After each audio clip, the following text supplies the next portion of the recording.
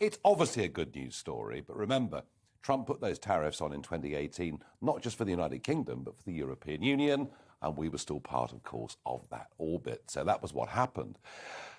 Yes, it's good. It follows on from whiskey. There was a whiskey-bourbon swap that happened a few months ago. So we have incrementally been going in the right direction. And remember, we are still the biggest foreign investor in the USA, and the USA is still the biggest foreign investor in the United Kingdom. So it makes sense to get rid of many of these barriers.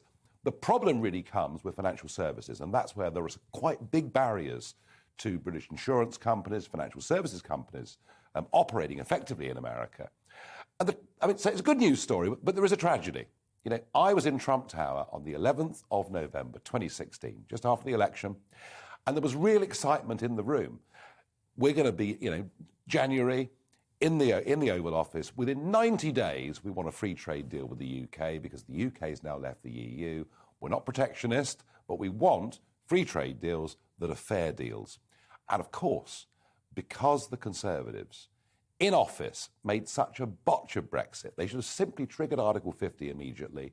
We wouldn't have had 3.5 years of agony. So 4 years of Trump, after we'd voted Brexit, and we did not get that comprehensive trade deal done. And I think we'll look back on that in years to come as a really big wasted opportunity. And just in terms of the comprehensive trade deal, when is a trade deal not a trade deal? Because there is an argument, you mentioned whiskey, there is an argument that you actually can do it piecemeal. You do financial services, you do steel, you do farming, and one by one. And actually, at the end of it, you've got a trade deal. I mean, look, you're absolutely right. Rather than spending, as the EU did with Canada, 7 years negotiating. Tying up all the loose... Yeah, that's right. It could have been done bit by bit. Obviously, in the end, agriculture is always the most difficult one for all trade deals between countries around the world.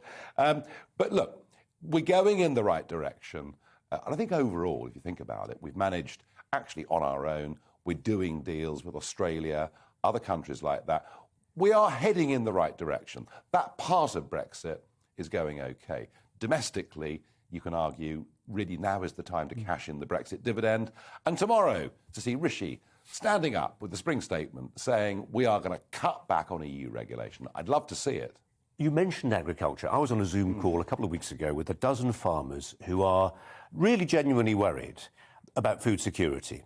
And they point to trade deals with New Zealand and Australia and the fact that they will see, for instance, sales of lamb massively undercut by cheaper imports from Australia and New Zealand.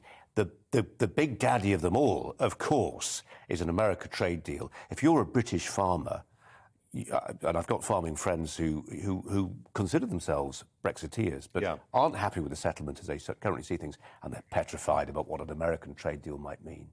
Yes, they are. You're absolutely right. And perhaps that's why the government is tacking in a different direction.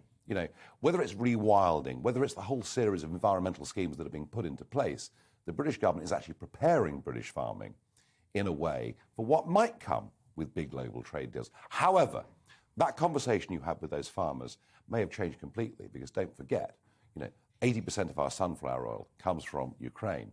Vast amounts of global wheat come from Ukraine. So actually, what we may be thinking about in the future is getting food wherever we can. Well, or just producing more from our own land. That would be nice. 50%, Nigel. 50% of our food comes from the UK. That would be nice. But don't forget, in 2 world wars, U-boat campaigns, in 1917... they were growing potatoes in the gardens of Buckingham Palace then. But in 1917, we came close to perhaps even losing the war because we've never, ever been self-sufficient in food. Simple as.